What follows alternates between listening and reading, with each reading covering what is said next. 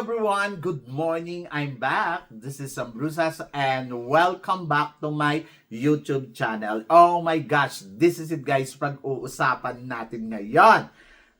Dapat nga ba silang manalo? Kung sino to at ano to? Yan ang tatalakayin natin ngayon. But before anything else, hello Philippines and hello beautiful people, mabuhay. Kamusta kayong lahat? Sana lahat po kayo ay okay at safe ngayong araw na ito. At syempre sa lahat naman ng mga bago nating subscribers dyan, hello po sa inyong lahat. Maraming salamat guys sa pag-subscribe ninyo. Syempre dito sa channel ko. At syempre sa lahat naman ng makamamasam dyan na laging sumusuporta dito araw-araw, lagi-lagi. Maraming salamat guys sa inyong lahat. Syempre, usapang Miss Universe tayo ngayon. Ito nga, syempre excited tayo for the Miss Universe Philippines for 2026 dahil nga ang mga kandidata ngayon dito ay talaga namang masasabi natin mga palaban at magaganda. Pero, ang tanong ng lahat ay ano nga bang hinahanap ngayon ng Miss Universe Philippines for 2026? Matangkad ba? Mistisa ba? Morena ba? Or simple lang? Veterano ba? Or tawag dito? Or returning candidates. Ayun. So marami ako nababasa. Nako, stop overhyping para sa mga returning candidates na yan. Bigyan naman daw ng chance yung mga baguhan kasi magaganda din naman sila at mukhang malalakas. Hindi daw dapat hinahype ng todo-todo yung mga baguhan. Kasi yung mga datihan ng mga veteranang candidates. Kumbaga, dito naman daw tayo sa mga newbies. Hindi ko ba kayo maintindihan? Dati ang gusto ninyo, dapat veterana. Dahil ganito. Pag newbies at hindi nyo gusto, nagwawala kayo. Katulad na lang nung kay Chelsea Manalo. Galit na galit kayo kay Chelsea Manalo kasi siya ang nanalong Miss Universe Philippines noong 2024. Diba? So ano ba talaga? Saan ba tayo lalagay?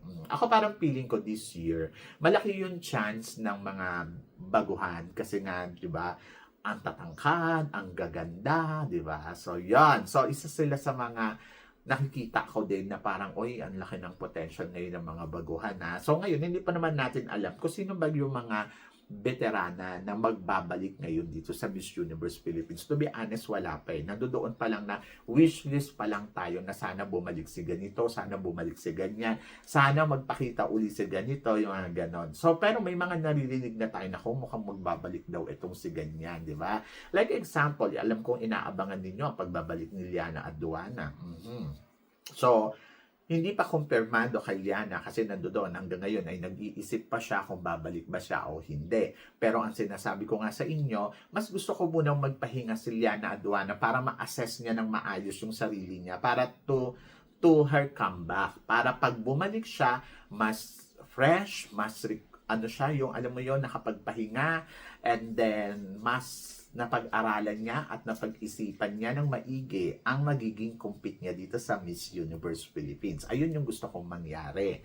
And then, like example, Winwin Marquez. So, Winwin Marquez, to be honest, dati tinatry lang naman niya na gusto niya baka sige, laban ko to, baka manalo ako, di ba? Kasi di ba, dati Reyna Hispano-Americana siya, tapos naku, marami nagpupusa kanya. Try mo maging Miss Universe Philippines kasi nga Latina layers and then ayun, hindi naman siya sinuwerte. Naging first runner-up siya sa Miss Universe Philippines. Pero nandoon siya sa part na parang, what if kung itry ko uli? Kasi konti na lang eh. Like example, Michelle di ba, naging first runner-up. Tapos biglang sumali ulit, nanalo. At yung isa manalo, naging second runner-up. Tapos sumali ulit, tapos winner, di ba? So, nandoon siya sa sistema na parang, what if kung itutuloy, di ba? Kung itutuloy niya, ngayon taon na to kasi parang feeling ko kung patatagalin niya pa syempre nagkakaedad na rin and then nawawala yung sistema ba na parang ando doon na parang nakabalik na ako eh, so parang sanay na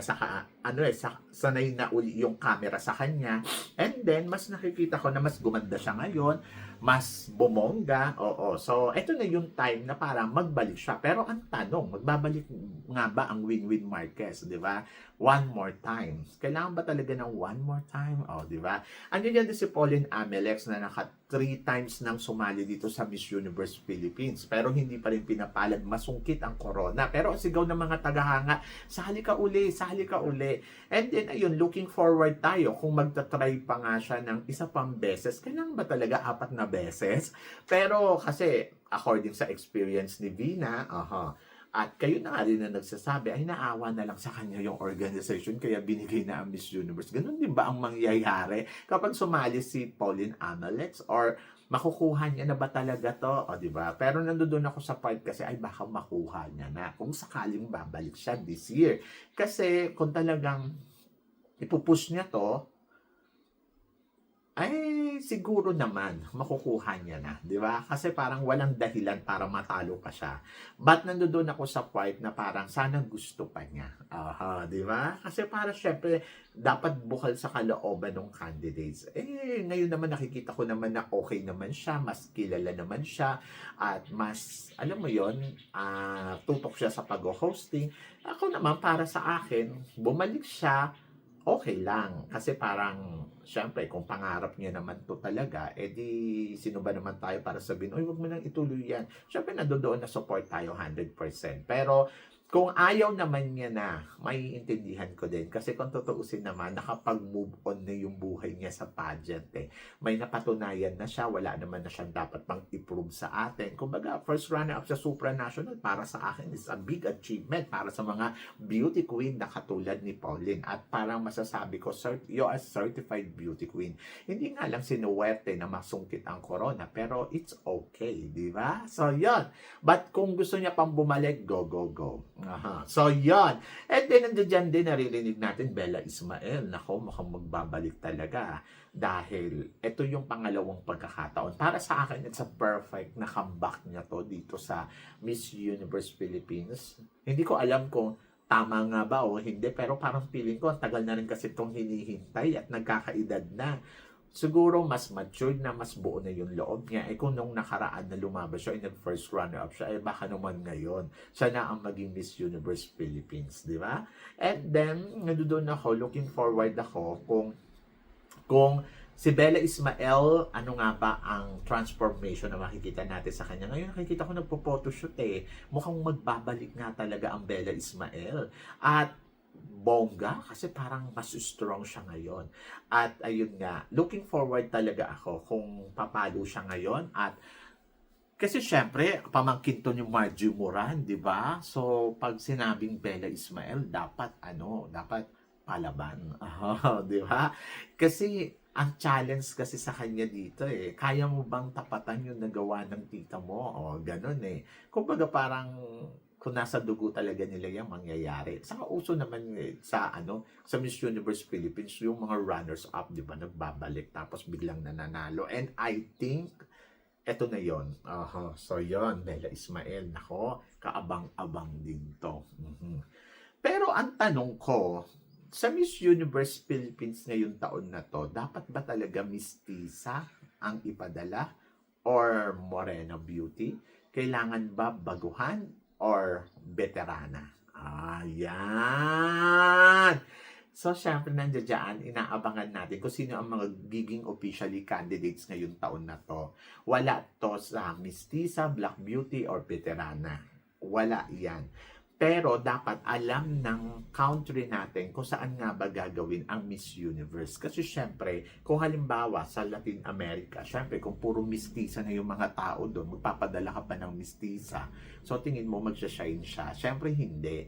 Lalo na kung magaganda na yung mga Latinas at yung ganda nila ay nagiging normal na lang sa mata ng tao doon.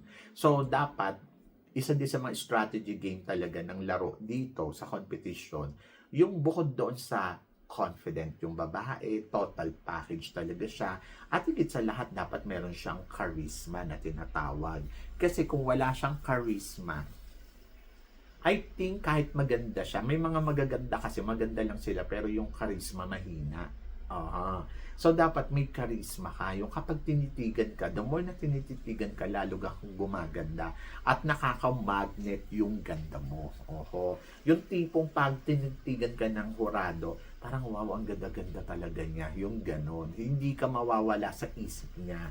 So, napaka-importante no, sa isang candidates. Kasi kung wala kang ganong appealing, talagang hindi ka talaga mag-shine, no? Di ba? So, kailangan talaga meron kang appeal eh. Like example, Michelle D. Hindi naman siya maganda na masasabi mo na wow, pero yung appeal ni Michelle D nandoon talaga. Kaya pumalo siya ng top 10, di ba?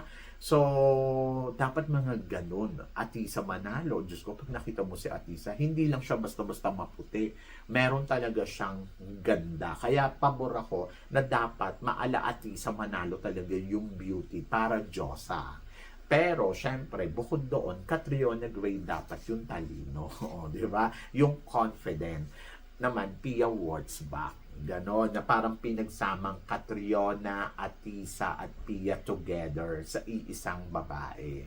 Yung kapag tinignan mo, the more na tinititigan mo, lalong gumaganda. Saka ang linis-linis, ang bango-bango tignan. Tapos yung talino, dapat maala Catriona Gray yung kumpiyansa niya, the way kung paano magsalita. Hindi naman kailangan bibong-bibo. Kailangan lang yung, alam mo yun, yung marunong makipag-usap. Tapos, pagdating naman sa kumpiyansa, dapat mala Pia Wurtzbach to. Kasi yung, alam mo yun, yung tipong kahit anong ipasuot mo, talagang alam niya mag-stunning siya sa execution niya. Yung mga ganong galawang Pia, talinong Catriona, at gandang Atisa Manalo. Ayun yung hinahanap ko ngayong taon na to dito sa Miss Universe. Hindi matangkad, hindi rin maliit. Yung tama na height na Filipina Beauty Queen. Pero nandoon ako, kung nasa yun na ang katangian ng lahat, di bongga yan. Dapat talaga performer, tapos matalino, tapos maganda. So, yun yung hanapin natin. So, sa mga nabanggit nating candidates ngayon, so, tingin ba ninyo, nasa kanila yon, katangian na yon? So, bakit ba sila na hindi talaga nagwawagi? So, ano ba ang meron sa ibang mga candidates na tumalo sa kanila? So, yun yun. So, looking forward ako syempre kung sino-sino nga bang mga kandidata na papalo dito ngayong taon na to sa Miss Universe Philippines for 2026. Ang hinahanap ko ay maala Atisa Manalo beauty, maputi man o hindi. Yung alam mo yun, yung may gandang tulad ni Atisa na mukhang mamahaling at mabango. Tapos, gusto ko galawang Pia Wurtzbach na alam mo yun, kapag gumalaw na, parang maluloka kasi talagang ang galing ng execution. Plus, nandoong talinong Catriona Gray. So, yan! So, kayo guys, ano guys ang masasabi ninyo dito sa mga pinag-uusapan natin ngayon? So, please comment below para at least malaman ko naman kung ano naman ang chika mo dito sa mga pinag-uusapan natin. Syempre, maraming salamat sa inyong lahat sa support at pagmamahal na binibigay ninyo syempre dito sa channel ko. At sa mga hindi pa nakaka-subscribe, please don't forget to click like and subscribe my channel at i-click nyo na rin po ang notification bell to more updated syempre sa aking mga chika. Sabi nga ganon, always keep smiling and laban lang. So guys, hanggang dito na lang. Hanggang sa muli nating chikahan. See you tomorrow. Thank you guys. Thank you.